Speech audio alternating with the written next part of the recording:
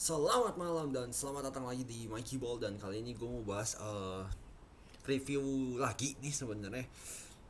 Aduh, gue udah mau banget bikin review tapi kehalau waktu terus, dan pertandingan pertandingannya tuh juga yang sekarang juga ini banget apa, bener-bener perlu banget untuk gue bahas, plus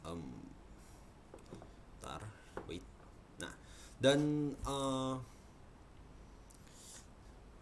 gue juga udah kayak ibaratnya belum ngikutin lagi nih Liga Champions itu, jadi ya semoga nanti gue bisa bikin reviewnya lagi. Ini gue sebenarnya udah ngutang banyak banget untuk review, jadi gue rasa gue akan bikin kayak satu kompilasi review gitu, jadi satu video review tuh untuk beberapa pertandingan sekaligus lah. Jadi ibaratnya sekalian gue track back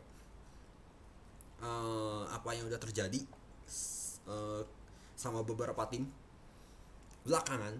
Jadi itu gue akan pikirin dulu konsepnya gimana sampai mungkin preview yang kali ini gue rasa, karena ibaratnya kan gue bahas dua pertandingan yang cukup gede, dan empat tim ini nanti bisa gue bikin reviewnya ya dalam satu video yang sama.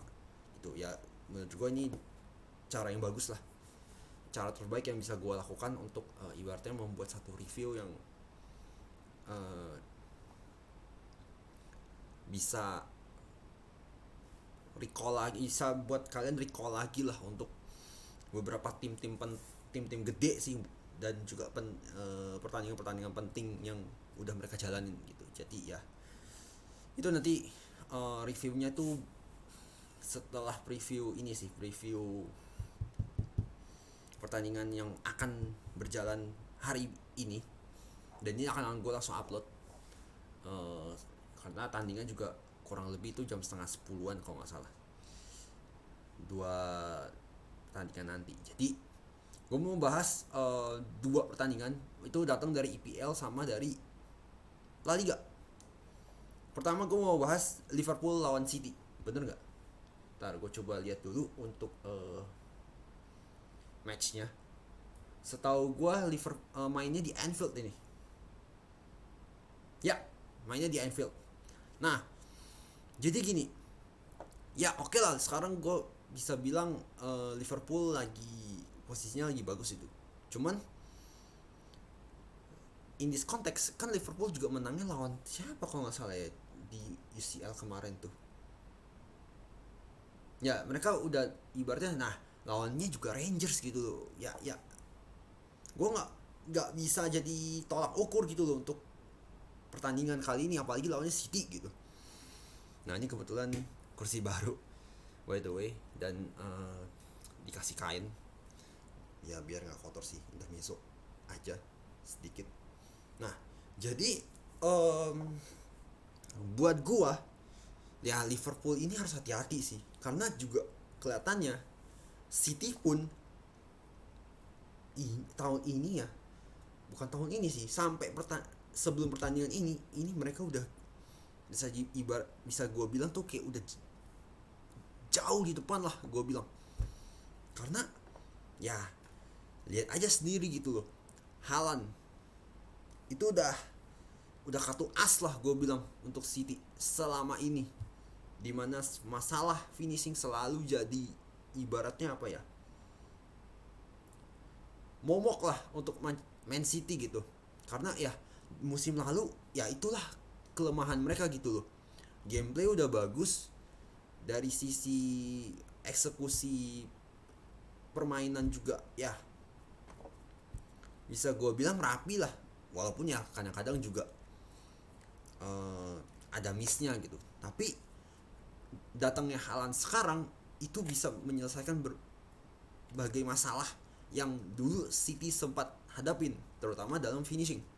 Dan itu kelihatan banget di beberapa pertandingan terakhir. Haaland ini bener asli ini apa kayak Asimo pun mungkin minder kali, udah minder malah lihat Haaland bisa menggila kayak gitu dalam beberapa pertandingan terakhir. Dan sorry, uh, jadi gua rasa momentumnya City pun juga lagi inilah, lagi jauh di atas Liverpool sekarang ini. Dan ya Liverpool dengan ya segala kekurangan yang mereka punya sekarang, ya gue untuk untuk pertandingan ini gue rasa gue akan jauh mengunggulkan City ketimbang Liverpool. Karena ya Liverpool, lihat dari kedalaman squadnya, ampun, bener-bener gue nggak ngerti kenapa starting 11 doang yang bagus tapi benchnya nggak kuat itu. Aneh gue bilang gitu. Dan Klopp pun juga nggak mau nambah gelandang lagi, playmaker gitu, untuk bisa at least ngegantiin Thiago yang rentan cedera. Jadi gue bingung banget gitu. Sementara ya City itu jauh banget di atas Liverpool sekarang gitu loh. Squadnya lengkap, starting 11-nya, cadangannya, ya itu semua udah sama-sama kuat gitu loh. Jadi kalau misalkan Liverpool sampai contoh kalah dengan gap yang agak jauh, gue nggak heran. Karena jujur aja Liverpool pun di EPL tahun ini itu kacau banget asli. Gue bener-bener lihat Liverpool ini udah bener-bener kehilangan inilah, apa sih, flair-nya mereka lah di EPL untuk tahun ini. Dan mungkin lagi dibentuk lagi ya, tapi ya kalau lawannya City juga ya susah juga sih untuk ibaratnya bisa menang atas City lah. At least nahan imbang aja udah cukup buat gue untuk Liverpool.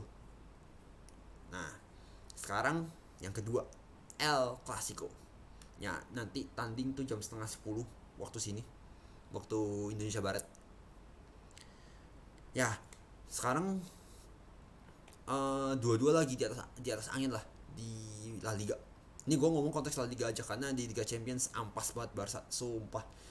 Cuman gini ya, berkaca dari Liga Champions kemarin gitu, gue sebenarnya juga udah ngelihat ini Xavi ini ngandel. Gue cuman lihat ngandelnya cuman pemain-pemain La Masia terus gitu, tanpa ngelihat kalau lu bisa paduin pemain lain untuk kerjasama sama ideologi lu gitu, yang mau ada pemain La Masia gitu, pemain muda di situ. Nah, gue lihat ini gameplaynya Xavi kok gini gitu, maksudnya gue jauh terbalik gitu loh dengan filosofinya Barca gitu loh. Apakah karena ada Lewandowski permainannya bisa berubah? Ya mungkin bisa jadi salah satu faktornya. Tapi kan toh apa ya, Lewandowski pun juga bisa main dengan tipikal yang cepet gitu loh, maksudnya gue, dengan posisi dia yang ya udah tinggal sebagai target man aja gitu loh, dengan tetap mempertahankan permainannya dia lah gitu. Itu dia bisa juga terbukti di Bayern Munchen dulu, mainnya juga cepet gitu, kaki ke kaki.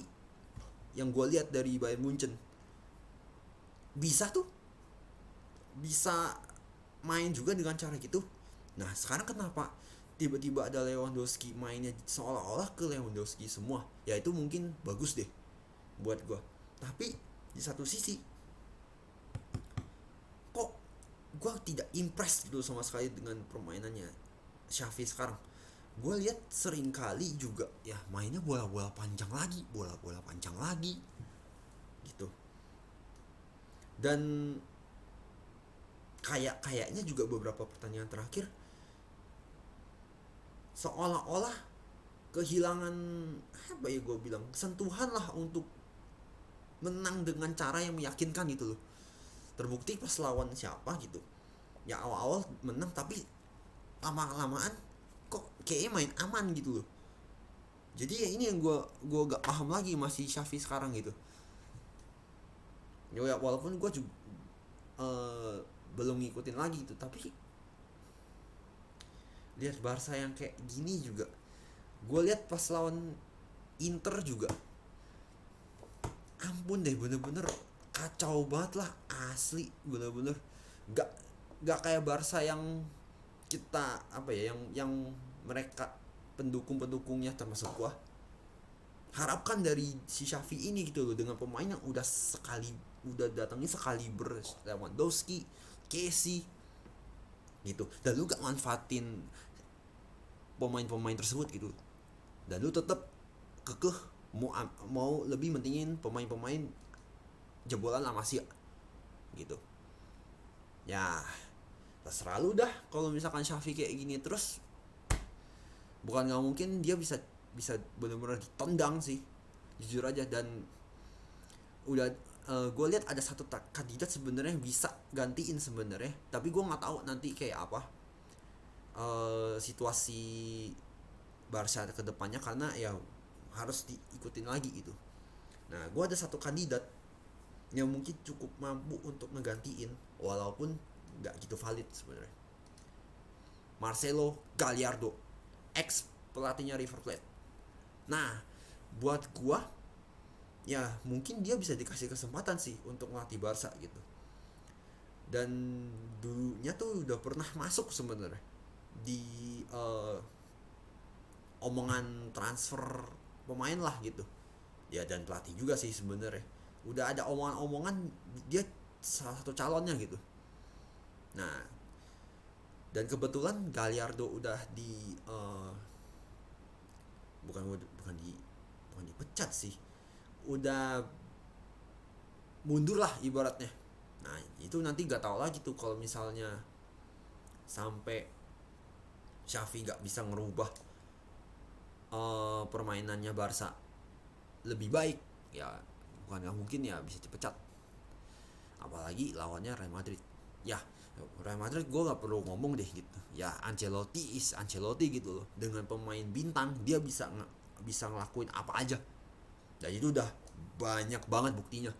Dari AC Milan, dari Chelsea, Bayern Munchen juga, hingga Real Madrid sekarang, sampai ya era dia yang pertama kali sama yang sekarang lah gitu. Cuman ya tetap Real Madrid punya kelemahan, yaitu apa? Kalau Benzema-nya nggak ada, repot. Nggak ada yang bisa diandelin gitu. Maksudnya bukan nggak ada yang bisa diandelin. Ya mungkin bisa ngandelin yang lain, tapi nggak akan sebagus pas ada Benzema. Karena Benzema ibaratnya kayak tenaga utama lah untuk Madrid bisa cetak gol gitu, untuk finishing. Jadi ya gua rasa ya gue nggak tahu apakah Benzema bakal main apa enggak, gue belum ikutin lagi. Tapi kalau misalkan Benzema sampai nggak main, ini akan jadi seru sih buat gue, karena mau tahu nih Real Madrid di El Clasico kalau nggak ada si Benzema kayak apa. Ya mungkin ada si Federico Valverde lah gitu, yang ya gue juga jujur agak ngeri-ngeri sedap juga nih sama nih pemain, karena nih pemain bener-bener sewaktu-waktu bisa ngagetin. Dan itu udah terbukti banget dari dia main untuk Madrid di tahun pertamanya banget gitu, pas El Clasico juga. Nah itu jadi ya pemain kayak Federico Valverde yang ngejutin ini mesti hati-hati sih untuk Barca gitu. Nah kalau Barca sampai nggak ada apa ya, ibaratnya koordinasi yang bener, game plan-nya kacau, ya itu udah kartu mati deh Barca, jujur aja. Dan gue nggak bisa ngunggulin siapa yang bakal lebih apa ya, yang lebih dominan sih, karena ini dua tim yang sekarang sama-sama punya plus dan punya minusnya lah sekarang gitu. Jadi ini udah tergantung permainan pas El Clasico nanti, siapa yang lebih baik gitu. Nah itu yang bisa unggul lah atas lawannya gitu. So itu aja mungkin preview gue untuk dua pertandingan di hari Minggu malam ini. Thanks yang udah nonton, dan sampai ketemu lagi di Mike Yobu. football yang berikutnya.